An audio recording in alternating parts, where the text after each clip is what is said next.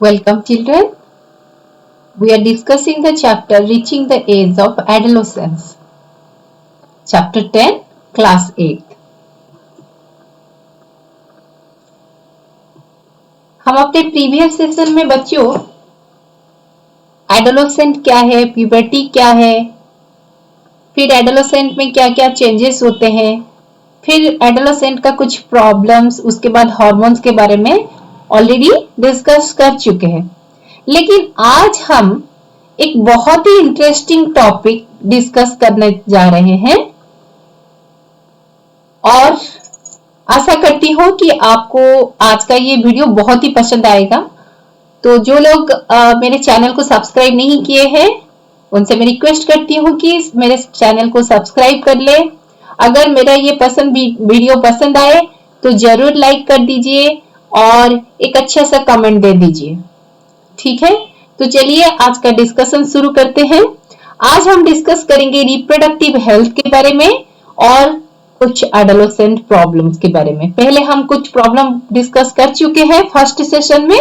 आज हम और कुछ प्रॉब्लम को डिस्कस करेंगे, उसका सॉल्यूशन क्या है उसको भी डिस्कस करेंगे। तो चलिए सबसे पहले शुरू करते हैं रिप्रोडक्टिव हेल्थ के बारे में।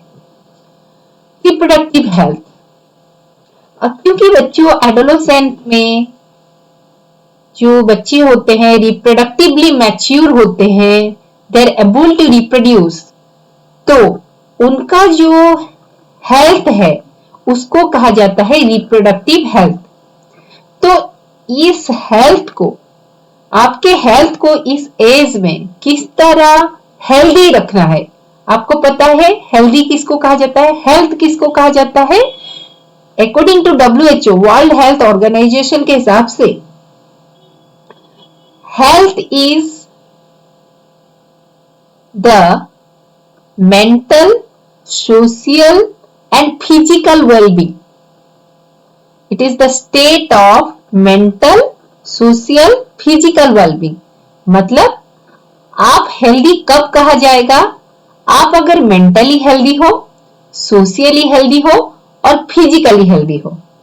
इसका मतलब आप जरूर पूछोगे मुझे कि mentally healthy, physically, socially healthy का मतलब क्या है। फिजिकली हेल्दी तो ठीक है, आपको समझ में आ रहा होगा, लेकिन मेंटली हेल्दी और सोशली हेल्दी कैसे है। अगर ये तीनों किसी के पास है तभी वो हेल्दी होता है। अगर इसमें से कोई एक भी डिसऑर्डर हो जाता है, एक में भी गड़बड़ हो जाता है, तो हम उसको हेल्दी नहीं बोल सकते।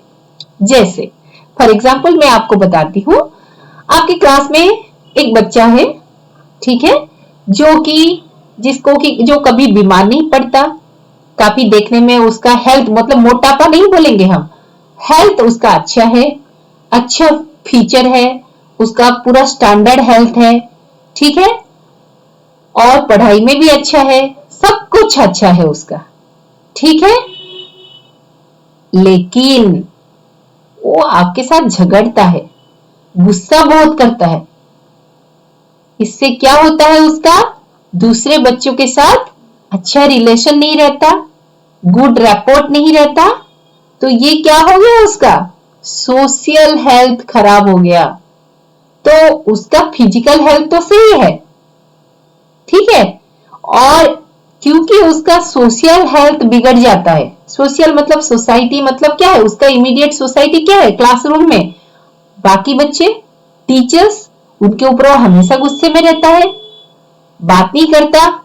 हो सकता है कि वो अच्छा पढ़ता है बोल के उसको घमंड है, ठीक है, तो जिसके वजह से वो मेंटली भी हेल्दी नहीं हो सकता, ठीक है। तो इसका मतलब उस बच्चे को क्या हम हेल्दी बोलेंगे, कभी नहीं, ठीक है। उस तरह मान लो एक बच्चा बहुत अच्छा बिहेव करता है, बहुत अच्छा सोचता है, सबको हेल्प करने का सोचता है, लेकिन इससे क्या होता है, उसका सोशल रिलेशनशिप बहुत अच्छा होता है, मतलब सोशली वो हेल्दी है, लेकिन वो हमेशा बीमार पड़ जाता है, स्कूल रोज नहीं आ पाता, स्कूल आता भी तो थक जाता है, अटेंशन नहीं दे पाता, पढ़ाई में कमजोर हो जाता। इससे क्या होता है, इसका मतलब है कि वो फिजिकली हेल्दी नहीं है, तो इसका असर दिमाग के ऊपर पड़ता है। तो क्योंकि एग्जाम में अच्छा मार्क्स नहीं आ रहे हैं, क्योंकि क्लास में अटेंटिव नहीं रहता, तो उसको टीचर से डांट सुनना पड़ता है, जिसके वजह से उसका मेंटल प्रेशर बढ़ता है, तो मेंटली वो डिस्टर्ब हो जाता है।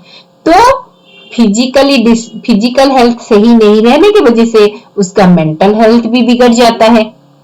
तो इस तरह उस बच्चों को भी हम हेल्दी नहीं बोलेंगे, चाहे वो सोशियली हेल्दी हो। ठीक है, तो इस तरह बच्चों हमको क्या करना है, हेल्दी बनने के लिए हमको तीनों का ख्याल रखना है। अगर हम फिजिकली सही है, सोशियली सही है, तो ऑटोमेटिकली हम मेंटली सही रहेंगे। अगर हम मेंटली सही है, फिजिकली सही है, तो ऑटोमेटिकली हम सोशियली सही रहेंगे। मेंटली मतलब कि हम दिमाग से अगर गलत सोचेंगे तो गलत बात करेंगे, गलत बिहेव करेंगे, लेकिन हम मेंटली अच्छा सोचेंगे तो क्या होगा, हम अच्छा काम करेंगे, क्लास में अटेंटिव रहेंगे, सबके साथ अच्छा रिलेशन रहेगा, हेल्थ का भी ख्याल रख पाएंगे। तो बच्चों ये तीनों तरह का हेल्थ का हमको ख्याल रखना है और ये आपको इसी एज में करना है। ठीक है, तो चलिए हम देखते हैं कि हमारा जो एडोलेसेंट फेज में क्या क्या फैक्टर हमारे वेलबींग के लिए, हमारे ओवरऑल हेल्थ के लिए, गुड हेल्थ के लिए हेल्पफुल होता है। तो सबसे पहले हम बेसिक जो दो चीज है उसको लेंगे, क्या, हेल्दी डाइट, फिजिकल एक्टिविटी। ठीक है, और उसके साथ क्या नहीं करना है, no tobacco and no alcohol, drugs से दूर रहना है। ठीक है, तो चलिए बच्चों, तो हम इसका डिस्कशन शुरू करते हैं। तो बेसिक रिक्वायरमेंट क्या है रिप्रोडक्टिव हेल्थ के लिए, healthy diet, physical activity. Healthy diet हम किसको बोलेंगे, एक बैलेंस्ड डाइट को ही हम हेल्दी डाइट बोलेंगे। तो एडोलेसेंस में हमको एक बैलेंस्ड डाइट की जरूरत होती है, जिसमें कि सही मात्रा में carbohydrate, protein, fat, vitamin and minerals होना चाहिए। तो हमको ऐसा फूड लेना चाहिए, ऐसा फूड खाना चाहिए जिसमें कि बैलेंस्ड मात्रा में, ठीक है, सही क्वांटिटी में हमारे शरीर के लिए जितना चाहिए उतना carbohydrate, protein, fat, vitamin, minerals होना चाहिए। तो ऐसे ही कुछ फूड्स का मैं एग्जांपल यहाँ पर दे रही हूँ, इसके अलावा काफी सारे फूड्स है, लेकिन मैं थोड़ा सा ही एग्जांपल दे रही हूँ। जैसे फूड आइटम हम लेंगे पल्सेस एंड नट्स, तो प्रोटीन से भरपूर होता है। और प्रोटीन का काम है क्या, इसका काम है ग्रोथ, आपका सही तरह से ग्रोथ होना जरूरी है। दूसरा है, हम खेल कूद करने के टाइम अगर कहीं चोट आ जाए तो रिपेयर होना भी जरूरी है। तो हर तरह का रिपेयर, सिर्फ चोट आने से नहीं, बॉडी के अंदर भी कुछ हमारे जो नुकसान होता है उसका भी रिपेयरिंग होना चाहिए। तो प्रोटीन फूड में काफी मात्रा में होना चाहिए ताकि हमारा ग्रोथ और रिपेयर होना चाहिए। ठीक है, उसके अलावा ऑरेंजेस एंड आंवला, ठीक है, ये डेली हमारे फूड में होना चाहिए। जो वही फूड में दे रही हूँ बच्चों, ऑरेंज एंड आंवला, या तो फिर आंवला लो या फिर ऑरेंजेस लो। आंवला सबसे अच्छा होता है, लेकिन आंवला सबको पसंद नहीं होता। ठीक है, आप ऑरेंज ले लो। तो कोई भी साइट्रस फूड, उसके साथ नींबू भी ले सकते हो आप। साइट्रस फूड विटामिन सी से भरपूर होता है, इससे हमको इम्यूनिटी मिलता है, हमारे बॉडी का जो प्रतिरोधक शक्ति होता है, ठीक है, जो डिफेंस सिस्टम होता है वो स्ट्रांग होता है। तो डिफेंस सिस्टम स्ट्रांग होने से फायदा क्या है, अगर आपका मान लो हम जहां रहते हैं वहां का पुलिस अगर बहुत स्ट्रांग है, स्ट्रिक्ट है, तो वहां क्या क्राइम होगा, कभी नहीं होगा। जिस देश का आर्मी, नेवी, एयरफोर्स जो हमारे देश को डिफेंड करते हैं, प्रोटेक्ट करते हैं, रखवाला है, अगर वो स्ट्रांग है, पावरफुल है, तो हमारे देश को कोई अटैक कर पाएगा। ठीक उसी तरह अगर हमारे शरीर में विटामिन सी है तो हमारा डिफेंस सिस्टम सही काम करेगा और कभी भी कोई बीमारी को बॉडी के अंदर आने नहीं देगा। ठीक है, अभी दूसरा क्या होना चाहिए, नेक्स्ट, शुगर एंड रोटी। ठीक है। ये कार्बोहाइड्रेट से भरपूर होता है जो कि हमको एनर्जी देता है। और बच्चों इस एज में आपको सबसे ज्यादा एक्टिव रहना है, खेल कूद पढ़ाई सब कुछ करना है। ये सब के लिए हमको एनर्जी ही तो चाहिए। तो ये एनर्जी हमको कहां से मिलेगा? कार्बोहाइड्रेट से। तो चावल, रोटी, शुगर ये सब हमको खाना है। उसके अलावा उसके साथ साथ हमको क्या खाना है? ऑयल्स, जिसमें कि फैट्स होते हैं और ये फैट भी हमको एनर्जी देता है। लेकिन फैट बच्चों ज्यादा नहीं खाना चाहिए। हम जो जंक फूड खाते हैं, फास्ट फूड खाते हैं, उसमें बहुत मात्रा में फैट्स होता है, क्योंकि कार्बोहाइड्रेट खत्म होने के बाद ही फैट यूज होता है। तो इसीलिए बच्चों फैट जो जरूरी है वही खाना है, लेकिन हर तरह का फैट नहीं खाना चाहिए और ये फैट ज्यादा मात्रा में भी नहीं लेना चाहिए, ठीक है। उसके अलावा वेजिटेबल्स, ये वेजिटेबल बहुत ही जरूरी है बच्चों खाने में। और आप लोग पसंद नहीं करते एकदम वेजिटेबल, और काफी बच्चे पसंद नहीं करते। मैं तो ऐसा नहीं बोलूंगी कोई बच्चे नहीं करते, वेजिटेबल पसंद नहीं करते। लेकिन वेजिटेबल का काम क्या है? वेजिटेबल्स में विटामिन एंड मिनरल्स होते हैं और ये विटामिन एंड मिनरल्स आपके बॉडी को हेल्दी एंड डिजीज फ्री रखता है। चाहे आप ऑयल ले रहे हो, शुगर, रोटी, ऑरेंज, पल्सेस सब कुछ ले रहे हो, लेकिन विटामिन मिनरल्स की कमी है तो हमारे बॉडी के अंदर ही अंदर कुछ डिजीज शुरू हो जाएगा। अगर बाहर से कोई डिजीज आएगा, इन्फेक्शन आएगा, उसको विटामिन सी रोक देगा, लेकिन बॉडी के अंदर ही अगर डिजीज पैदा हो जाए, देश के अंदर ही अगर झगड़ा शुरू हो जाए, ग्रुपिज्म शुरू हो जाए, तो उसको कैसे कंट्रोल करेंगे? इसीलिए बच्चों विटामिन एंड मिनरल्स का काफी जरूरत है और इसलिए आपको वेजिटेबल्स खाना चाहिए, ठीक है। आप प्रॉमिस करो कि ये वीडियो देखने के बाद आप जरूर हमेशा अपने खाने में वेजिटेबल्स खाओगे और कम से कम एक ऑरेंज या एक आंवला जरूर खाओगे रोज। उसके अलावा आप स्प्राउटेड जो सीड्स होते हैं, स्प्राउटेड नट्स होते हैं, पल्सेस होते हैं, उसको खाओगे, ठीक है। हफ्ते में कम से कम 2-3 बार ये जरूर खाओगे, ठीक है। अच्छा, अभी हम देखते हैं एक अच्छा सा पिक्चर जिसमें हमने आपको सारे फूड्स का आइटम्स दिखाया है। आप देखो फैट एंड सॉल्ट, ऑयल ये सब हमको थोड़ा कम लेना है, ठीक है। तो इसीलिए देखो बच्चों यहाँ पर मैंने उसके हिसाब से अरेंज किया है, कौन सा ज्यादा लेना है, कौन सा उससे कम, उससे कम, उससे कम।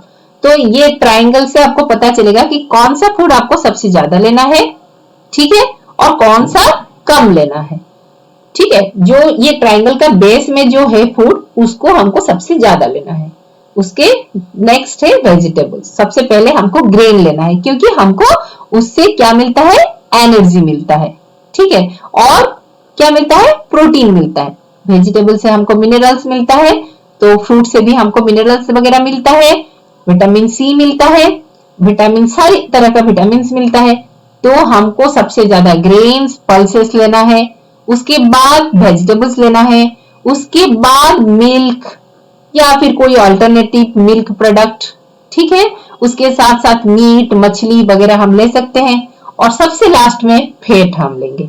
तो ये बच्चों यहाँ जो जो फूड आइटम लिखा है, दिखाया है, उसको अच्छी तरह देख लो और पापा मम्मी को बोलो कि हमको खाने में क्या नहीं चाहिए? मैगी नहीं चाहिए, हमको खाने में नूडल्स नहीं चाहिए, हमको क्या चाहिए? हमको यहाँ जो पिक्चर में दिया हुआ है वही चाहिए।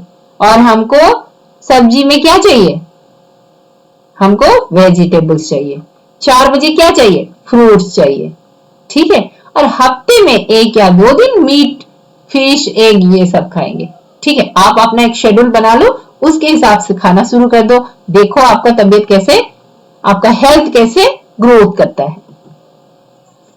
अभी दूसरा है बच्चों, आपको एक हो गया खान पान का ख्याल रखना है, दूसरा है पर्सनल हाइजीन। सिर्फ हम खाना खाएंगे लेकिन खुद को साफ सफाई नहीं रखेंगे और अपना जो परिवेश है, सराउंडिंग है, उसको भी साफ नहीं करेंगे तो आप क्या हेल्दी रहोगे? एकदम से नहीं। आपको मेंटली हेल्दी होना है। तो अगर ऐसे आप खाना अच्छा खा रहे हो, पहन अच्छा रहे हो, लेकिन आपके चारों तरफ गंदगी है, बदबू आ रहा है, आप नहा नहीं रहे हो, हाथ पैर साफ नहीं कर रहे हो, तो आपको क्या मेंटल हेल्थ सही रहेगा? एकदम नहीं। आपके आसपास जो रहेंगे वो बोलेंगे बदबू आता है, स्मेल आता है, आपके पास कोई नहीं बैठेगा, आपके साथ कोई दोस्ती नहीं करेगा, तो आपका सोशल रिलेशनशिप भी बिगड़ गया। ठीक है, तो आप ऑटोमेटिकली मेंटली अनहेल्दी हो जाओगे। तो इसीलिए बच्चों दूसरा सबसे बड़ा ख्याल क्या रखना है? Personal hygiene.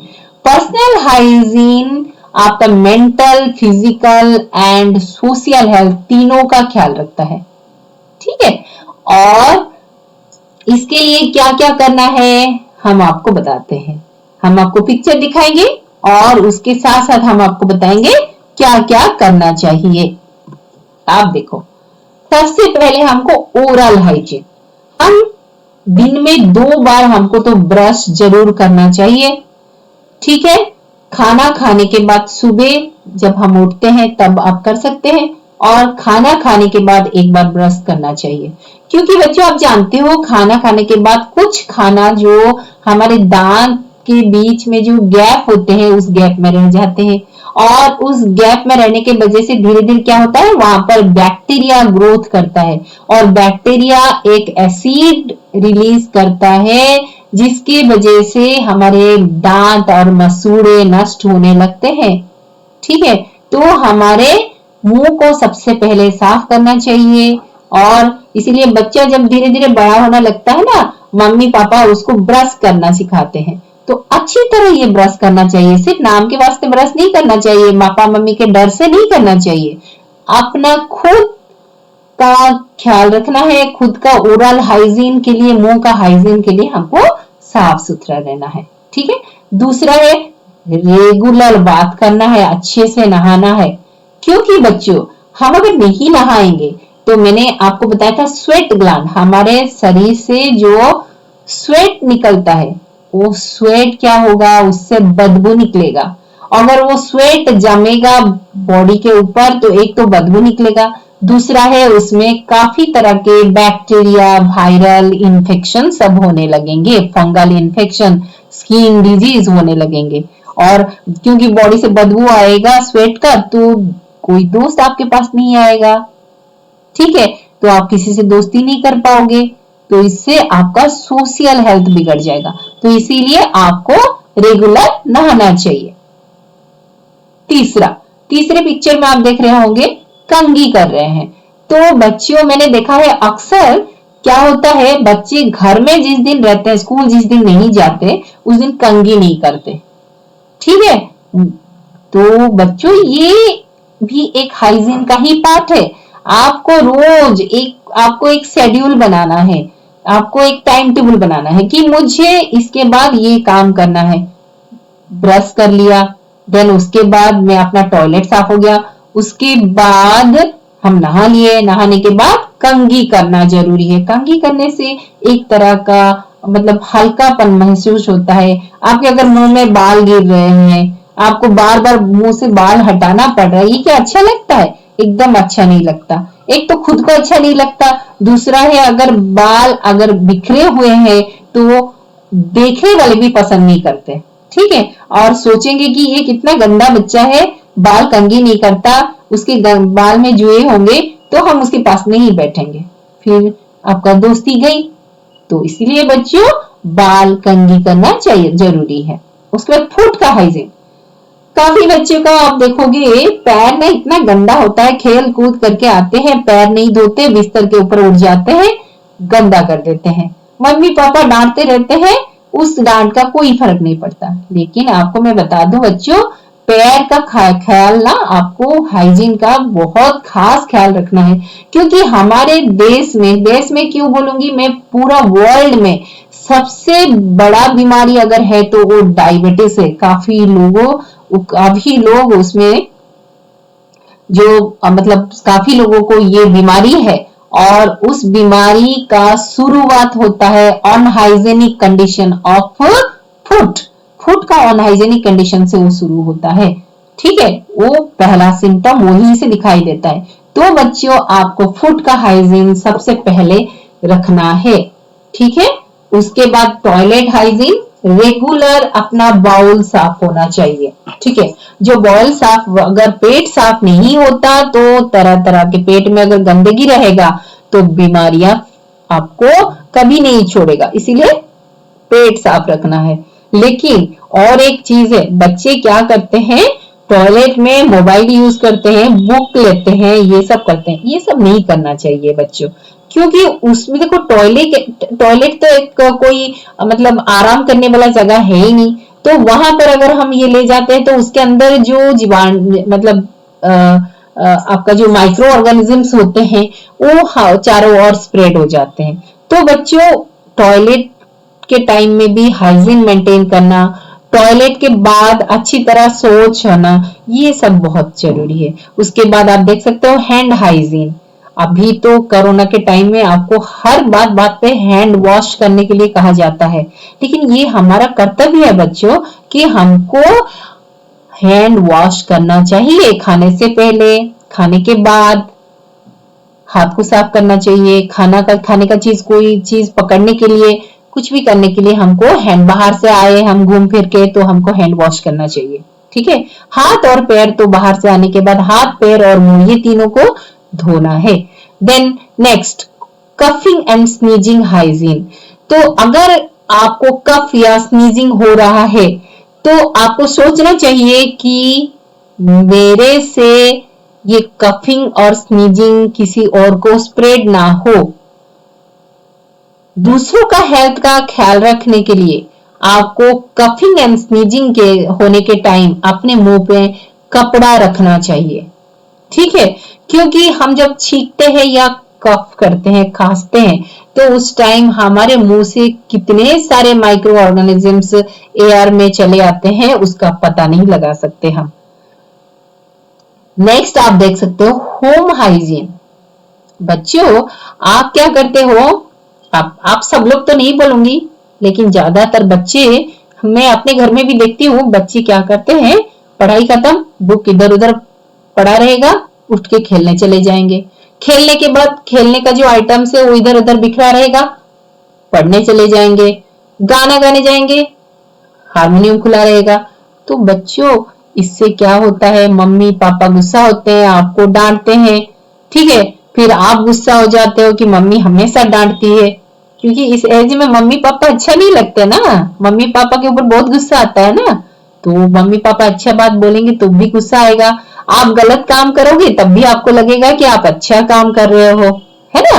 तो बच्चों होम का हाइजीन, हम होम का हाइजीन मतलब सिर्फ अपने घर का नहीं, आप जहां मतलब क्लासरूम में बैठे हो तो क्लासरूम में अपने आसपास या होल क्लास का भी हाइजीन का ख्याल रखना है, ठीक है। तो इस तरह बच्चों हाइजीन अगर हम मेंटेन करेंगे तो ये हाइजीन जो मैंने टॉप 10 हाइजीन जो है मैंने यहाँ पर दिया है, टॉप 8 हाइजीन, यहाँ टॉप 10 में से टॉप 8 हाइजीन मैंने दिया है जिसका ख्याल रखना आपको बहुत ही जरूरी है। नेक्स्ट तीसरा बच्चों फिजिकल एक्सरसाइज। ये फिजिकल एक्सरसाइज सिर्फ आपको अपना मसल बनाने के लिए, बॉडी को स्ट्रॉन्ग करने के लिए जरूरी नहीं है, ये आपका एनर्जी यूज करने के लिए भी जरूरी है। मान लो आप सोचोगे कि हम अच्छा खाएंगे, ज्यादा खाएंगे तो ग्रोथ होगा, लेकिन आप अगर एक्सरसाइज नहीं करोगे, फिजिकल एक्टिविटीज नहीं करोगे तो वो फूड यूज कैसे होगा, आपको जो एनर्जी स्टोर होके रहा है बॉडी में ये वो यूज नहीं होगा तो आप मोटे हो जाओगे, ठीक है। इसीलिए एनर्जी का यूटिलाइज होना जरूरी है। तो इसीलिए आपको क्या करना है, रोज खेल कूद करना है। आजकल तो खेल कूद करने के लिए कोई ग्राउंड वगैरह नहीं मिलता, फील्ड नहीं मिलता, तो आप क्या करोगे, एक्सरसाइज करोगे, वॉक करोगे, साइकिलिंग करोगे या फिर कोई फिजिकल एक्टिविटीज करोगे जिससे आपका एनर्जी का यूटिलाइजेशन हो जाएगा। ये कुछ एक्सरसाइजेस है। बच्चों मेरे चैनल में एक बच्चों के लिए, जो खास करके बच्चों के लिए जरूरी है, वैसा ही एक योगा, आपके ही एज का एक बच्ची ने योगा किया है, सी इज ट्रेन्ड, उसने श्री श्री रविशंकर जी से ट्रेनिंग लिया है, जो बेसिक कोर्स है उसको करके दिखाया है। मैं उसको डिस्क्रिप्शन बॉक्स में दे दूंगी, आप उसको रोज प्रैक्टिस करना बच्चों। उसमें आपका mental, physical and social health का बहुत इंप्रूवमेंट होता है। ठीक है, तो ये कुछ एक्सरसाइजेस का पोजेस मैंने दिया है, लेकिन उस जो योगा फॉर चिल्ड्रन दिया हुआ है वो 15 मिनट का होता है। उस 15 मिनट में आप काफी कुछ गेन कर सकते हो, और डिस्क्रिप्शन बॉक्स में आप जरूर देखना और आप उसको जरूर ट्राई करना, और फीडबैक भी मुझे देना बच्चों, भूलना मत।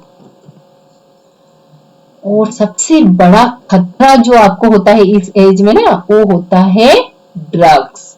सो you have to say no to drugs. ठीक है, इस एज में ना बच्चों ड्रग्स एडिक्टेड क्यों होते हैं बच्चे? सबसे बड़ा रीजन है कि आपका जो काफी सारे चेंजेस हो रहे हैं माइंड में, आपके फिजिकल हेल्थ में, आपके दिमाग में। ये जो कुछ कुछ चेंजेस हो रहे हैं, काफी सारे चेंजेस हो रहे हैं, आपको क्या होता है, अनईजी लगता है।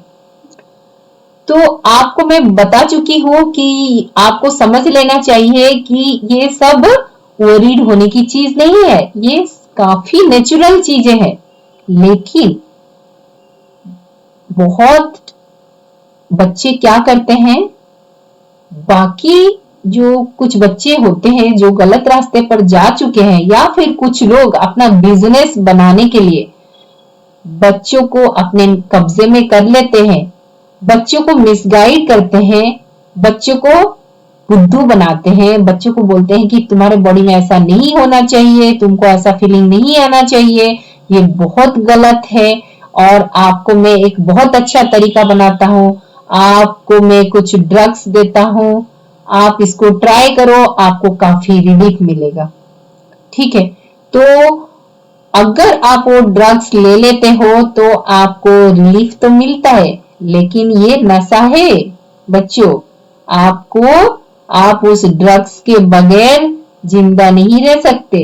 वो ड्रग्स जब तक ले रहे हो आपको तब तक ही रिलीफ मिलेगा, उसके बाद आपका नॉर्मल पीरियड आने के बाद भी आपको रिलीफ नहीं मिलेगा। तो इसीलिए बच्चों आपको मेरा रिक्वेस्ट है, अगर आपको कोई ऐसा अप्रोच करता है कि मेरे दोस्त तू स्मोक कर, मेरा दोस्त तू अल्कोहल या मद्यपान कर, या फिर कोई ड्रग्स लेने के लिए कोई भी बोलेगा, आपको ना करना है, ये ना करना सीखना है।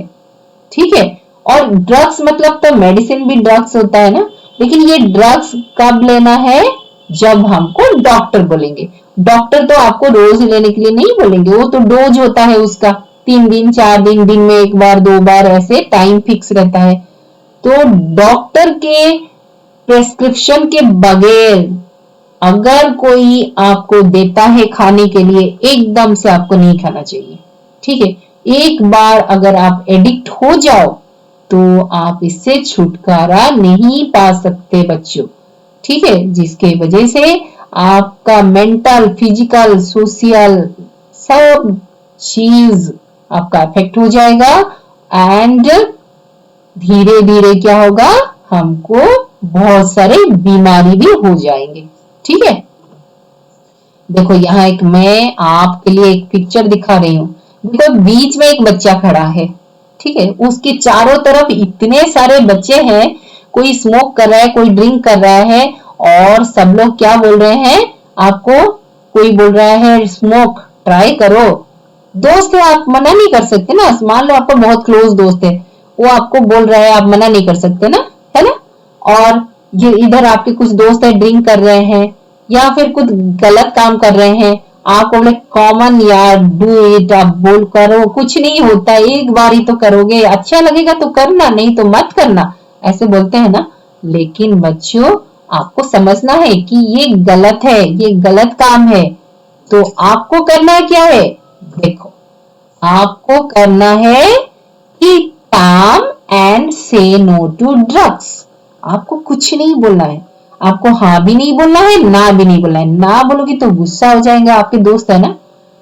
हाँ बोलोगी तो आपको खींच के ले जाएंगे, पकड़ के ले जाएंगे, आदत बिगड़ जाएगा। तो इसीलिए पूरा काम रहना है, चुप रहना है, और अपने मन को, अपने दिमाग को बोलना है कि नो, नो ड्रग्स, मैं ड्रग्स नहीं लूंगा, मुझे नहीं लेना, ये गलत है। ठीक है।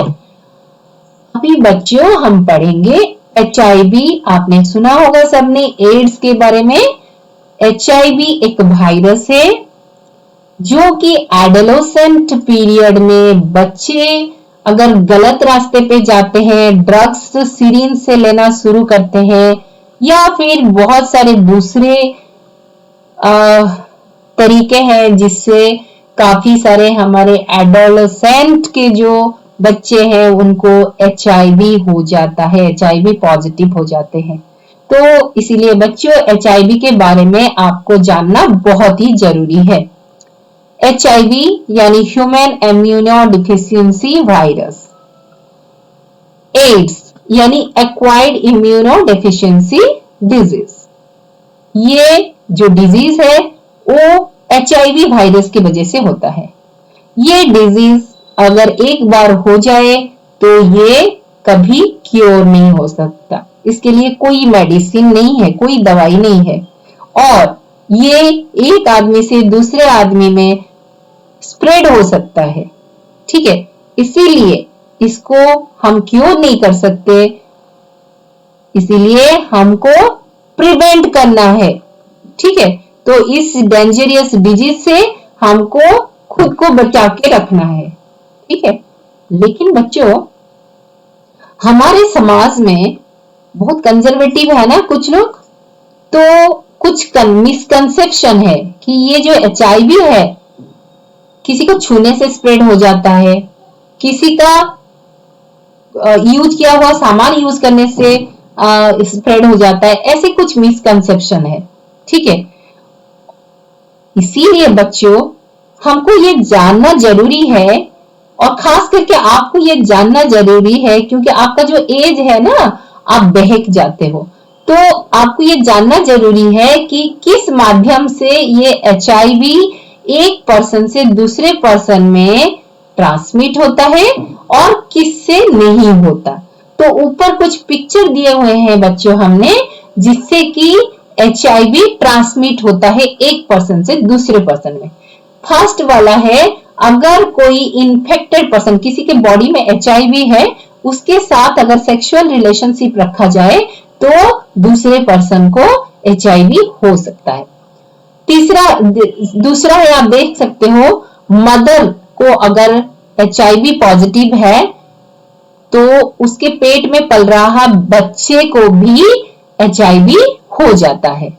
नेक्स्ट है बच्चों, ये खास ख्याल रखना है आप लोगों को, अगर आप इंजेक्शन वगैरह लेते हो या फिर आप जो नाई के पास जाकर बाल कटवाते हो तो उसको जरूर बोलना कि अगर इंजेक्शन ले रहे हो तो सिरिंज जो है, नया सिरिंज यूज करने बोलना। नाई के पास जाते हो बाल कटवाने तो उसको बोलना नया ब्लेड यूज करने के लिए। किसी का यूज किया हुआ ब्लेड या सिरिंज तो एकदम नहीं करना चाहिए। किसको पता वो किसी HIV पॉजिटिव पेशेंट का यूज किया हुआ सिरिंज या ब्लेड हो सकता है। ठीक है, उसके अलावा हमको जब कोई बीमारी होता है तो हम एक किसी आदमी से ब्लड लेते हैं या फिर ब्लड हम देते हैं, तो ब्लड लेने या देने से पहले ब्लड का जांच करा लेना बहुत जरूरी है, क्योंकि अगर कोई HIV पॉजिटिव पर्सन से हम ब्लड लेते हैं तो हमारे बॉडी में भी HIV आ जाएगा। अभी हमको ये जानना जरूरी है बच्चों कि HIV किस किस चीजों से ट्रांसमिट नहीं होता, ताकि आप हमारे समाज को अवेयर कर सको कि नहीं, इससे नहीं होता ट्रांसमिट HIV। तो आप एक दूसरे को हेट मत करो, बल्कि केयर लो। मच्छर काटने से नहीं होता। अगर किसी HIV पेशेंट को मच्छर ने काटा और कोई हेल्दी पर्सन को मच्छर काट दिया तब HIV नहीं होता। एक टॉयलेट यूज करने से नहीं होता, किसी को किस करने से नहीं होता, अगर आप खाने का थाली वगैरह आप अगर यूज करते हो तब भी नहीं होता, किसी को हैंडशेक करते हो या टच करते हो तो उससे भी ट्रांसमिट नहीं होता। ये रहा बच्चा आपका एडोलेसेंट का तीन स्टेज। एक है अर्ली एडोलेसेंस जो से 9 टू या 10 टू 13 इयर्स होता है, जिसमें कि धीरे धीरे सेकेंडरी सेक्सुअल कैरेक्टर डेवलप होना शुरू होता है। नेक्स्ट है मिडिल एडोलेसेंट जो कि 14 टू 15 एज होता है, जिसमें कि आपका जो नेचर है वो काफी चेंज होता है, आपका बिहेवियर में काफी चेंजेस होता है। आप पेरेंट्स से अलग होने लगते हो, आपको पेरेंट्स अच्छे नहीं लगते, फ्रेंड्स अच्छे लगते हैं, ऑपोजिट सेक्स के फ्रेंड्स बहुत अच्छे लगते हैं, एंड आप एक्सपेरिमेंट करना बहुत चाहते हो। एक्सपेरिमेंट मतलब मैं साइंटिफिक एक्सपेरिमेंट नहीं बोलती हूँ, आपको कोई भी चीज को एक्सपेरिमेंट करने का बहुत मन करता है। Then late adolescence 16 to 19 years या 18 इयर्स का होता है। इस एज में पूरा फिजिकल कैरेक्टर्स डेवलप हो जाता है एंड आपको एक डिस्टिंक्ट आइडेंटिटी डेवलप करते हो और धीरे धीरे आपका ओपिनियन वगैरह ये सब में आपका चेंजेस आ जाते हैं। तो बच्चों मैंने आपको जैसे प्रॉमिस किया था कि एडोलेसेंस का कुछ प्रॉब्लम मैं डिस्कस करूंगी, तो यहाँ खास कुछ प्रॉब्लम मैं डिस्कस करने जा रही हूँ। तो सबसे पहले हम देखते हैं कि सबसे जो खास प्रॉब्लम है उसका एक क्लासिफिकेशन मैंने याद दिया है। तो सबसे पहला है problem of adjustment relating to physical growth and development. Physical changes growth development के वजह से हमको एडजस्ट करने में प्रॉब्लम होता है। दूसरा है problem of adjustment relating to mental development. दिमाग में हमारे तरह तरह के फीलिंग्स आते हैं, तो हमको हमारा सोच बदलते रहते हैं, तो उसके लिए भी हमको एडजस्टमेंट करने में दिक्कत होती है, वो एक तरह का प्रॉब्लम होता है। तीसरा है इमोशनल डेवलपमेंट के वजह से जो प्रॉब्लम होते हैं, उसके वजह से हमारा सोशल रिलेशनशिप डिस्टर्ब हो सकता है, हम मेंटली डिस्टर्ब हो जाते हैं। Problems of adjusting relating to environment in school. School में भी कभी कभी हम एडजस्ट नहीं कर पाते, दोस्तों से सही तरह मिल नहीं पाते, गुस्सा करते हैं, रोते हैं, ये सब हम या फिर एक्सेसिव पॉजिटिवनेस हो जाता है, हमको अपना चीज किसी को छूने नहीं देते, या फिर बहुत ही सेल्फिश हो जाते हैं। तो तरह तरह के बच्चे सोच आते हैं दिमाग में जो कि हम एडजस्ट नहीं कर सकते। उसके अलावा काफी कुछ चीजें होते हैं, जैसे मैंने अभी अभी कुछ डिस्कस किया, वो वैसे ही आपका एडजस्टमेंट में प्रॉब्लम होते हैं। तो हम अभी पहले हमारा जो प्रायोरिटी है इस एज में वो है एजुकेशनल प्रायोरिटी। तो इसमें किस तरह का प्रॉब्लम आता है हम देखते हैं। एजुकेशनल फील्ड में आपको प्रॉब्लम इस तरह का आता है, tensions of attending the classes, examinations and tests. काफी बच्चों में टेंशन आ जाता है पढ़ाई को लेकर, क्लास को लेकर, एग्जाम को लेकर। लो आईक्यू फीलिंग, आप पढ़ाई में तेज हो, सब कुछ हो, फिर भी आपको लगता है कि आप पढ़ाई में कमजोर हो, आपका आईक्यू फीलिंग्स कमजोर है, आप दूसरे बच्चों से कमजोर हो, आपको ऐसा लगता है। Fear about failure in the exam, कहीं एग्जाम में फेल ना हो जाओ, इसका भी डर रहता है। फियर अबाउट लो स्कोर, कम मार्क आ जाएगा, इसका डर रहता है। Fear and concern about a future career, मेरा फ्यूचर क्या होगा, मेरा अगर एग्जाम खराब हो जाएगा, मैं पढ़ाई नहीं कर पाऊंगा, तो मेरा फ्यूचर करियर क्या होगा, उसके बारे में भी डर रहता है। मिसकंसेप्शन अबाउट टीचर्स, अगर टीचर आपको कुछ बोलते हैं तो आप दोस्तों के साथ डिस्कस करते हो और एक गलत कंसेप्शन, टीचर के बारे में गलत सोचते हो। ठीक है, मैं ऐसे नहीं बोलूंगी, लेकिन टीचर भी कभी कभी अपना जो इमोशन है उसको लूज करते हैं, बट स्टिल काफी बच्चे टीचर को, पेरेंट्स को मिसकंसेप्शन में ले जाते हैं। तो बच्चों इसको अच्छी तरह आपको सोचना है कि कितना दूर सही है, कितना दूर गलत है, जो मिसकंसेप्शन में टीचर को लेना, उसके बारे में आपको सोचना है, और पेरेंट्स को भी मिसकंसेप्शन में लेना, वो भी आपको सोचना है। अभी सोशल कैरेक्टरिस्टिक्स में क्या क्या प्रॉब्लम आते हैं। Desires to make personal choice, आप अपने पसंद से सब कुछ करना चाहते हो, अपने पसंद से दोस्ती, अपने पसंद से कपड़ा खरीदना, अपने पसंद से पहनना, खाना, सब कुछ अपने पसंद से आप चाहते हो। डिजायर्स सोशल एक्सेप्टेंस, ठीक है, आप चाहते हो कि मुझे सब लोग पसंद करें, मुझे सब लोग प्यार करें, लेकिन आप क्या कर रहे हो उसके बारे में आप सोच नहीं सकते। ठीक है, तो हम अपना बिहेवियर ठीक करेंगे तभी ना हमको सब लोग प्यार करेंगे। तो सोशल एक्सेप्टेंस, ठीक है, सोसाइटी हमको एक्सेप्ट की नहीं कर रहा है, आपको ऐसे लगता है, लेकिन आपका ये फीलिंग्स नेचुरल है बच्चों, लेकिन सोसाइटी अगर एक्सेप्ट नहीं कर रहा है, लग रहा है, then you have to do self introspection, खुद का स्टडी करना चाहिए, मुझ में ऐसा क्या हो रहा है, मैं कुछ गलत तो नहीं कर रहा हूं, ये आपको सोचना है। 6 intense need to belong and be accepted by their peers. आप इस एज में चाहते हो कि आपका फ्रेंड्स आपके साथ ही दोस्ती बनाए रखे और आपको ही ज्यादा इंपॉर्टेंस दे। ठीक है, यही होता है ना बच्चों।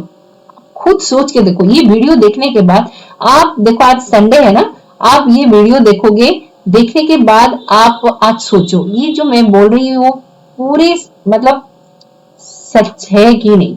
ठीक है, देन उसके बाद has more interest in relationship with the opposite sex. किसी लड़के को लड़की से, लड़की को लड़के से बात करना अच्छा लगता है। Test limits of acceptable behaviour, जो एक्सेप्टेबल बिहेवियर है उसका लिमिट आप रखते नहीं हो। Needs frequent reinforcement for from significant adult including parent care. आप चाहते हो कि मेरा पेरेंट्स मेरा बहुत ही केयर ले, मुझे बहुत ही प्यार दे, मुझे गुस्सा ना करे, मुझे डांटे मत, मैं कुछ भी करूं कुछ ना कहे, और मुझे हर चीज में क्या करे, प्रेज करे, हर चीज में मुझे क्या करे, अप्राइजल आपको चाहिए कि नहीं तुमने बहुत अच्छा किया, कम मार्क लाया कोई बात नहीं, बहुत अच्छा है, ये तोड़ दिया बहुत अच्छा, तोड़ दिया कोई बात नहीं। ठीक है, आपको ये सब आप चाहते हो। ठीक है, और easily loose track of time, time का ख्याल आपको नहीं रहता, कब खेल रहे हो, खेल कब खत्म करके पढ़ाई कब करना है, पढ़ाई कब खत्म करके योगा करना है, ये सब आप भूल जाते हो। ठीक है, इसमें सबसे खतरनाक क्या होता है बच्चों, ये जो क्वेश्चन मार्क लगा हुआ है ना, ये सब बहुत खतरनाक होता है। ठीक है, इसमें आपको खुद के बारे में सोचना है, और दूसरे जो है उसमें आपके जो सराउंडिंग है उसको सोचना है। Likes fats especially those shunned by adults. ठीक है, आपको क्या लगता है, जो कि एडल्ट से जो पसंद नहीं करते, जो एडल्ट को, वैसे लोगों को आप पसंद करते हो, क्योंकि वो एडल्ट्स के अगेंस्ट में बोलते हैं, तो आप भी बोलते हो, तो आपको वो गलत रास्ते पे ले जाते हैं। अभी social interpersonal, more developed social consciousness. ठीक है, आप चाहते हो कि सोसाइटी आपको बहुत पसंद करे, सोसाइटी आपको अच्छा बोले, तो इसीलिए आप बहुत कॉन्शियस हो जाते हो। और ये मैं दूसरा पॉइंट जो है, are more aware of relationship and have a strong need to belong, ये बता चुकी हूं मैं आपको। Exhibit desire for independence and autonomy, अपने मर्जी से सब कुछ करना है, ये आप चाहते हो। Experience a shift in dependence on family to dependence on peer, आप अभी फैमिली के ऊपर डिपेंड नहीं करते हो, हर बात के लिए दोस्त को पूछना है, दोस्त अगर सही बोलेगा तो सही, दोस्त गलत बोलेगा तो गलत, लेकिन फैमिली में कोई बोलेगा तो नहीं सुनना है मुझे, फैमिली में जो बोलेंगे सब गलत है ना। हा? अच्छा, able to critically compare parents with others, आप अपने पेरेंट्स को दूसरों के साथ कंपेयर करते हो, अरे उसके पेरेंट्स इतने अच्छे हैं, कुछ नहीं बोलते कुछ नहीं करते, जो बोलता है वो खरीद देते हैं, और आप हो मेरे पेरेंट के, आप मेरे लिए कुछ नहीं खरीदते कुछ नहीं करते, ऊपर से गुस्सा करते हो, डांटते हो, मारते हो। अब मेरे पेरेंट्स अच्छे नहीं है, उसका पेरेंट्स बहुत अच्छे हैं, है ना, ये लगता है हमको, लेकिन हम पेरेंट्स तो पेरेंट्स ही होते हैं, आपको जन्म दिया है ना, तो पेरेंट्स खराब कैसे हो सकते हैं बच्चों, ये आपको समझना चाहिए। Seek deeper friendship based on shared interest loyalty, दोस्त के पास बिक जाओगे लेकिन किसी बड़ों के पास आप बिकोगे नहीं। लॉयलिटी आप किसको दिखाओगे, दोस्त जो बोलेगा, मेरे लिए आज चल ना, रात को यहाँ घूमने जाते हैं, ट्यूशन आज बंक कर लेना, कोचिंग बंक कर लेना, चलो घूमने चलते हैं, चलो बस, लॉयलिटी दिखाना है दोस्त को, क्योंकि जो अच्छा फ्रेंडशिप जो बनाना है, गुड फ्रेंड बनाना है, चलो उसके साथ, मम्मी पापा को झूठ बोल देंगे, अरे ट्यूशन में आज कुछ नहीं पढ़ाया, सर नहीं आए। ठीक है, जब पकड़े जाते हैं तो क्या होगा, पिटाई होगी, डांट पड़ेगी, तब फिर गुस्सा, क्या कर लिया मैंने ऐसा, थोड़ा तो एक ही दिन तो बंक किया, फिर मुझे मम्मी पापा गुस्सा दिखा रहे हैं, ये तो गलत बात है, मेरे मम्मी पापा बहुत गुस्से, मेरे मम्मी पापा अच्छे नहीं है, मेरा दोस्त तो जाता है, रोज जाता है, उसके मम्मी पापा तो कुछ नहीं बोल रहे होंगे ना, इसीलिए तो रोज जाता है, लेकिन मैं एक दिन गया तो मुझे क्यों इतना गुस्सा करते हैं। तो ये होता है आपका सोच बच्चों। Then experience increased interest in opposite sex, ये मैं बता चुकी हूँ आपको, no need to tell you. And psychological problem, inferiority या फिर सुपीरियरिटी। आपको कुछ बच्चे सोचते हैं, अगर थोड़ा अच्छा पढ़ लेते हैं तो सोचते हैं कि मैं सबसे अच्छा पढ़ता हूं, मेरे से अच्छा कोई नहीं है, तो वो सुपीरियरिटी दिखाने लगते हैं। ठीक है, कोई गोरा है, सुंदर है, तो वो भी सुपीरियरिटी दिखाने लगता है। अगर कोई काला है, देखने में skin colour is not bright, सुंदर नहीं है, आईक्यू नहीं है, तो खुद को कमजोर समझता है और धीरे धीरे कॉन्फिडेंस लूज करता है। ठीक है, तो ये दोनों ही खतरा है बच्चों। इंफीरियरिटी कॉम्प्लेक्स मतलब आप खुद को कमजोर समझोगे तो कॉन्फिडेंस लूज करोगे, सुपीरियर समझोगे, सबसे अच्छा समझोगे खुद को, तो ओवर कॉन्फिडेंट हो जाओगे, तो दोनों केसेस में आप कॉन्फिडेंस ही लूज कर जाओगे। ठीक है, आगे बढ़ नहीं पाओगे। Inexplicable perception about dress and fashion codes,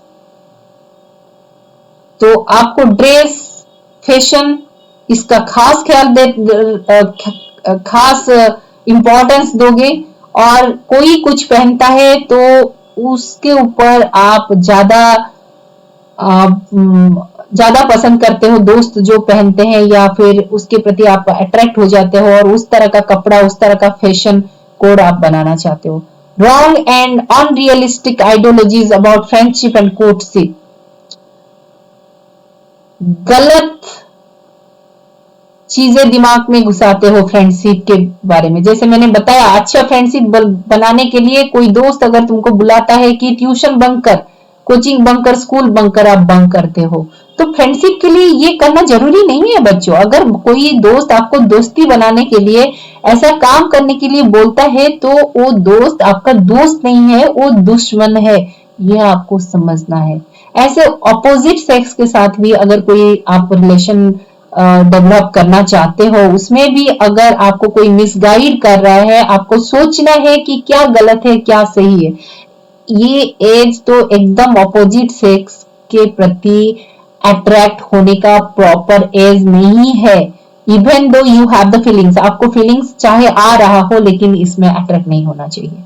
then perceptual और कम्युनिकेशनल और पर concept complications about the teachers and parents, parents से खुल के बात नहीं कर पाना, टीचर से खुल के बात नहीं कर पाना, पेरेंट और टीचर को गलत समझना, उनके बातों का गलत मीनिंग निकालना, ये सब होता है psychological problem. Then attraction towards opposite sex, already I have told you. Unrealistic and illogical curiosity about sex and sex related issue, ये बहुत खतरनाक होता है बच्चों। ध्यान से सुनो बच्चों, आपको सुनने में हो सकता है खराब लगे, लेकिन बच्चों इस एज में आपका सेक्सुअल ड्राइव जो होता है वो सबसे ज्यादा होता है, इसीलिए सेक्स रिलेटेड चीजों को आप देखने का इच्छा रखते हो।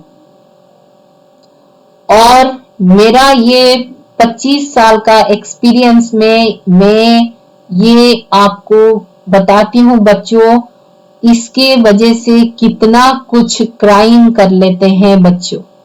तो बच्चों ये मैंने स्कूल्स में भी देखा है, बच्चे किस किस तरह के गंदे काम करते हैं। तो बच्चों ये जो क्यूरोसिटी है, इसको आपको कंट्रोल करना है। कभी कभी घर में, अपने फैमिली में ऑपोजिट सेक्स के, खास करके लड़कों के लिए मैं बोल रही हूँ, लड़के ज्यादा क्यूरोसिटी रखते हैं, क्योंकि लड़कियां थोड़ा शाय नेचर के होते हैं।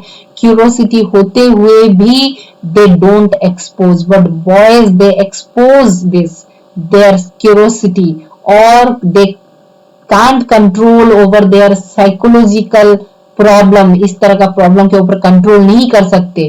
और वो लोग क्या करते हैं, कुछ बच्चे कुछ गलत मैसेज किसी को भेज देते हैं, गलत पिक्चर देखने को मन करता है उनको, कुछ एडल्ट पिक्चर जैसे कि गंदी गंदी चीजें दिखाई देते हैं सिनेमा में, वैसे सीन्स आपको देखने को अच्छा लगता है और वैसे सीन देखने से आपका जो ये सेक्सुअल ड्राइव जो होता है वो बढ़ता है और जिसके लिए आप गलत रास्ता अपनाते हो और अपोजिट सेक्स के साथ गलत बिहेव करते हो।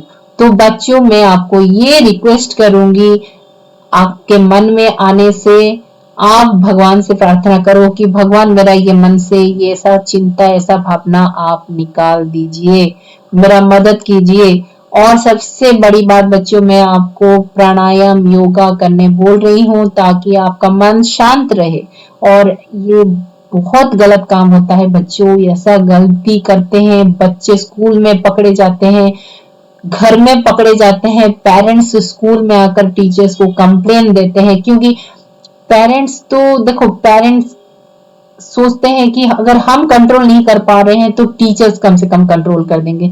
इसीलिए बच्चों मेरा 20 साल का टीचिंग का जो तजुर्बा है उसमें मैं 25 साल का जो तजुर्बा है उसमें काफी बच्चों को मैं देख चुकी हूँ। इस एज में बच्चे काफी कुछ गंदे काम करते हैं। बच्चों प्लीज प्लीज प्लीज आप उससे दूर रहिए, प्लीज अपने आप को कंट्रोल कीजिए, ऐसा कोई काम ना करे जिससे आपका तो नाम बदनाम होगा ही, अपने पेरेंट्स का, अपने घर का, अपने परिवार का नाम भी बदनाम हो जाएगा। बच्चों ऐसा काम कभी गलती से भी मत करना, ठीक है।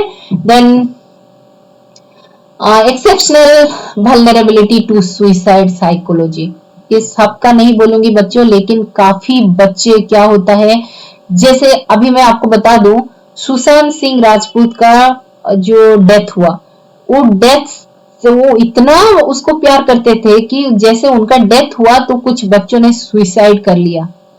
तो this is a psychological problem बच्चों, दिस इज एक्सेप्शनल केस, सब में नहीं होता। तो पापा मम्मी कुछ रिजल्ट को लेकर डांट दिए, बच्चे सुइसाइड कर लेते हैं, सुइसाइडल अटेम्प्ट करते हैं, ठीक है। बच्चे को ये नहीं करना चाहिए बच्चों। भगवान ने हमको इतना कीमती जीवन दिया है, भगवान देखो human being is the intellectual living being in the earth, on the earth। और कितना पुण्य करने के बाद हम मनुष्य का जीवन धारण करते हैं और इस जीवन में हमको अच्छा काम करना है, दूसरों का सेवा करना है बच्चों। इस लाइफ को इस तरह खत्म नहीं करना है। एक थोड़ी सी किसी की बातों पर आकर, किसी चीज पर आकर हमको इस लाइफ को नष्ट नहीं कर देना है, ठीक है। हमको खुद को कंट्रोल करना है, स्ट्रांग बनाना है। आपके मन में जो चिंता है जो भी है, मान लो कोई गलती हो गया, वो गलती को हम सरेंडर कर लेंगे, कन्फेस कर लेंगे, गलती को मान लेंगे, लेकिन अंदर ही अंदर घुटन क्यों करना बच्चों। हम पहले से ऐसा रिलेशन क्यों नहीं बनाएंगे कि जिससे हम हमारे मन की बात खुल के मम्मी पापा को बता सके, ताकि हमको ऐसा प्रॉब्लम का सामना नहीं करना पड़ेगा, अपनी जिंदगी को खत्म करना नहीं पड़ेगा। बच्चों जिंदगी एक ही होती है और ये जिंदगी जीने के लिए होती है, मरने के लिए नहीं, खत्म करने के लिए नहीं। किसी की मम्मी पापा ने डांट दिया तो क्या हो गया, हमने कुछ गलत किया होगा ना, इसीलिए डांट दिया। टीचर ने कुछ बोल दिया, कुछ गलत किया होगा ना, इसीलिए बोल दिया, ठीक है। मान लो गलती नहीं किया, किसी और का गलती थी, हमको डांट दिया, ठीक है। उस टाइम आप उसको, ठीक है, आपको दुख हुआ, आपको कष्ट हुआ, लेकिन बच्चों बर्दाश्त कर लेना, बाद में समझाने की कोशिश करना, लेकिन ये जिंदगी का कीमत समझना बच्चों, ये जिंदगी को नष्ट मत करना, ठीक है।